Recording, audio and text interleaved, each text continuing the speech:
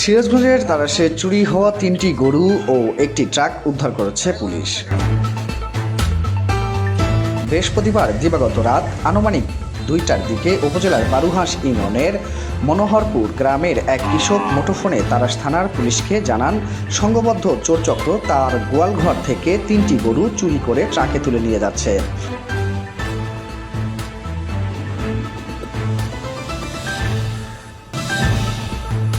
খবর পেয়ে তৎক্ষণাৎ অভিযান শুরু করে তারাশ থানার পুলিশ।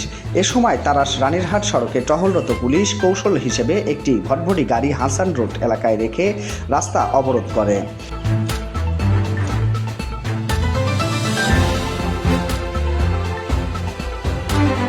পুলিশের উপস্থিতি টের পেয়ে ট্রাক চালক ও চোর চক্রের সদস্যরা ট্রাক ফেলে পালিয়ে যায়।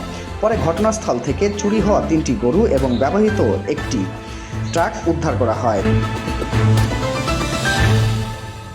2টার দিকে দেখি যে ওই গরু ওই ট্রাকটা আমার বাড়ির সামনে ঠেকায়, বাছুরওয়ালা গরু আছে, বাছুর ডেকে উঠলো। তা আমি ওই কী ব্যাপার, বাছুর ডাকতেছে, তে লাইট মেরে দেখে চোর মনে করেন যে গরু টেনে গাড়ি তুলতেছে। কয়েকটা তুলছিল, এই 3টা, আরগুলা সব ছেড়ে দিয়ে মনে করেন যে জোপার সাথে সাথেই ওরা সব ওইভাবে গাড়ি টান দিয়ে স্থান ত্যাগ করে। আমি 999 ফোন দিয়ে এই থানার সহায়তা লিয়া আমরা নিজেরাও সহযোগিতা করে গরুগুলা আর গাড়ি সহ আটক করছে।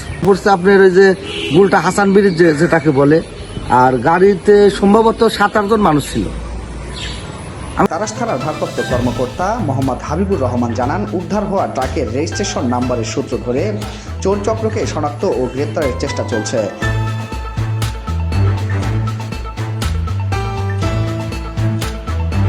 খুব শীঘ্রই জড়িতদের আইনের আওতায় আনা সম্ভব হবে বলে আশা করছি। এ ঘটনায় এলাকায় স্বস্তি ফিরে এসেছে এবং চোর চক্রকে দ্রুত গ্রেপ্তারের দাবি জানিয়েছেন স্থানীয়রা।